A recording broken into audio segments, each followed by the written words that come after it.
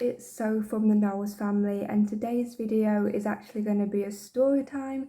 So this is going to be episode 1, and as you can tell from the thumbnail, this is going to be my breast reduction story. So let's just get into it.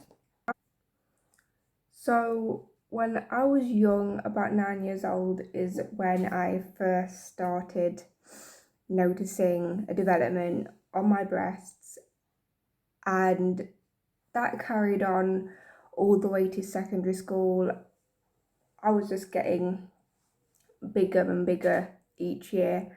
It was very, very hard for me to fit in. This is one of the reasons why I was bullied, because I had big breasts, and it was so annoying for me. By the time I finished school, I was a size E. And then I did 3 years of college, and then when I finished my 3rd year of college, I was a size H. Then after I met Craig, who is my fiance, I'll leave a picture here, I decided it was the best thing possible to have a breast reduction. I was getting a bad back all the time when I was on my periods, and my boobs always hurt and stuff like that. It was just really not nice for me. There was even some times where I'd be asleep and they'd accidentally suffocate me to a point where I couldn't breathe for a couple of seconds. They were really annoying. I couldn't really find bras to fit me most of the time. I couldn't find clothes for my top half most of the time, because they'd either be too small or not big enough. Because before I had the operation, I was always wearing baggy clothes to cover them up, and I still do that sometimes, because they're not, the smallest in the world, but I am a lot more happy with them. So I'm going to tell you about the consultation and about before the consultation and the aftercare and stuff. So let's just first of all talk about my doctor's appointment. So the doctor's appointment was really good. She suggested that I lose a bit of weight before she could refer me to see the consultation, or to go to the consultation, shall I say. And I went back about a month later, and she referred me. She went, "You lost the weight fast, you did a very good job." And then I went to see the surgeon who was going to do the operation for me. There was one question that I think every surgeon asks you, is why do you want the surgery? And of course I told him because I hate my breasts, and he said, "You hate them that much? Hate is a strong word. Let's get this operation done for you." He said that it would have took 7 to 8 months to even process and for it to actually be done. And I was okay to wait that long, as they've been that size for quite a while, so I wasn't really that bothered of waiting. But then I got a letter in the post like 4 weeks later after seeing the consultation, and they gave me an appointment for the next month. So I went to see him in about February, March, and I got my operation done 19th of April. I was 22 when I had my breast reduction done, and honestly, it's the best thing I've ever done. So now let's talk about the aftercare. The aftercare is the most important part ever, and it's very important to me too. So the aftercare was okay. There's some people that have little things dangling down from them to get blood. I can't remember what they're called, but me, I didn't have those. I just, got stitched up, and obviously I stayed in hospital overnight. I then left hospital in the morning. I will say the process of it was very, very quick. The healing wasn't bad apart from one issue that I had, which I'll get to in a minute. So the day that I came home, all I did was lay in bed and watch TV because that's all I could do. Now for me, I didn't feel any pain whatsoever. I couldn't actually feel my breasts anyway. I actually still can't. I can feel my breasts. It's just the areola part I can't feel. And it was really, really surprising for me that I couldn't feel it, because I could feel it when the surgeon came to check on me in the morning, but then half an hour later it was gone and it never came back. I will say that it was a hard process, but it was a good process. So the thing that went wrong with me is that on my left areola I got an infection. Apparently it was from the surgical bra they gave me. It was rubbing on the stitches and stuff like that. So I had an infection, which wasn't good. I'm going to let you guess in 3 seconds how many courses of antibiotics it took me to heal. 3, 2, 1. And that answer was 9 courses of antibiotics. It took a while for it to heal. I had to wear special plasters that had foam in the middle, like really big foam, and they actually helped with the leakage, because there was, leakage from the infected area. There was a bit of, I really don't like to say this word, but gunk and blood coming out, and it would go on my bra. But then after I got these plasters from the doctor, they were absolutely amazing, and I was managed to be fixed. And okay, it took a lot of antibiotics and I had to take them for a couple months, but I wasn't bothered as long as it went away eventually. I was told that I was this close to probably losing my left areola and nipple and breast, if you will. But if I'm honest,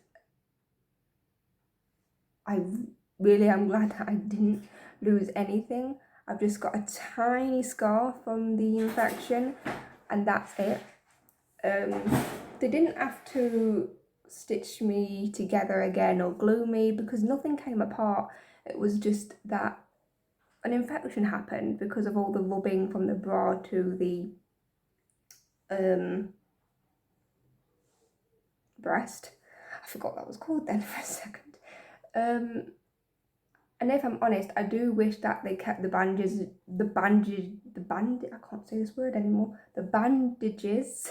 on for a longer period of time. They took them off the next day, which I really didn't recommend, but they did it anyway. And I really do hate that they did take them off, just because it was more comfortable when they were bandaged up, at least for me. Personally, at least for a couple of days, it would have been best. But of course, they put a surgical bra straight onto you. And I don't think they got the size right of the bra either, because it was very tight. It wasn't comfortable, but I think it has to be tight for them to stay up or something, is what I was told by the nurse that was looking after me. I really did like the experience though. Overall, I am so glad that I had it done.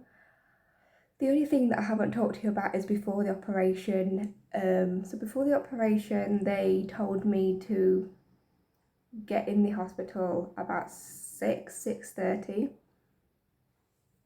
and I was prepared to have the operation in the morning, because that's what you think normally when they give you a time. But I ended up staying there all day, and my operation went until 4, half 4 in the evening. I didn't have any food, I didn't have any drinks, because they told me not to. I mean, they said I could have water because I wouldn't have been drinking all day otherwise.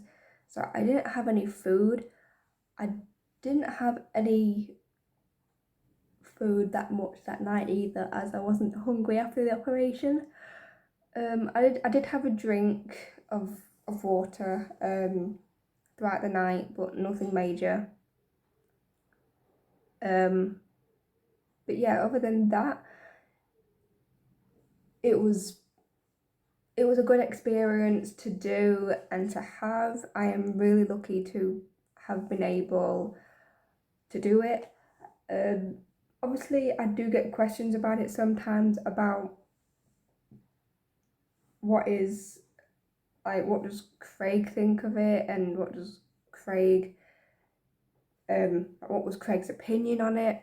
So Craig really thought nothing of it. He knew I was in pain, and he knew I had a bad back most of the time, so he wasn't really that fussed. If it was the other way around of me getting breast implants or whatever, he probably would have been fussed. I'm not gonna lie, but because it has helped me with my painful back and my painful breasts every time I have a period, which has really helped, which I will get to in a minute, because I do want to mention what the pros have done. But overall, he wasn't mad or angry. He was very, very supportive through every single bit of it. He was always there for me, and he was looking after me when I needed him. Obviously, I wasn't living with him at this time. I was still living with my parents, but he did come and see me, and I actually did come and stay around here either way. But yeah, so the pros that have now changed for me. So I used to have a bad back, not anymore. I mean, the only time I'll get a bad back is if I accidentally pull a muscle. The next one was painful breasts during periods. No longer. I will admit that I haven't really had a period in a while because of my coil. It stopped. I mean, I've had one this month, which is so good, because for some reason, when a girl doesn't have a period in a while, when they're on contraception, after they say they don't want a period, a couple months later, they will want a period, because it makes them angry. And I'm so glad that I've had one this month, which is a bit TMI, I know, but there's a lot of girls on YouTube that talk about periods nowadays, and they get mixed of like comments and hate comments. So there's that. Another thing that has helped is my posture. My posture before was really, really bad. I was like sitting like this most of the time, all hunched up. I did have a back x-ray once, and I do have a bit of scoliosis, whatever the word is, with a bent back. But mine's not major or anything like that. Obviously, I do try and sit up straight as much as I can, but it is very hard, especially because I have dyspraxia. So my brain tells me, don't sit up straight, Sophie. You don't need to. So then I don't do it. I will do a story time on my dyspraxia as well. This is episode 1 and there will be a couple of story times. Let me know which one you want to see next. If you want to see the bullying story, if you want to see my dyspraxia story, my depression story, how I met my fiance story, because that is a really good one. And without further ado, I think that is pretty much the whole entire story of my breast reduction. If you have any more questions on it, don't be afraid to ask when I decide to do a Q&A, as I will answer any of your guys' questions, as I am very open about that. I am not afraid or ashamed that I had a breast reduction. I'm not going to hide that from anyone, as it's nothing to be ashamed about. There are a lot of YouTubers that I've seen who have done this video, and I'll link their videos down below as well, because they were absolutely amazing. There's like Harriet Rose, I think. I actually watched her video first and she probably explained it a lot better. There is one thing that I didn't mention in this video, and that was the cost of the reduction. I actually didn't pay anything for my reduction. I got it for free on the NHS, as I am disabled, so they gave it to me free on the NHS. And afterwards I did donate a little bit of my money to the NHS afterwards anyway, so I did do something back for them. So I think that is pretty much the whole entire video. I hope you guys enjoyed, and I'll see you soon. Bye.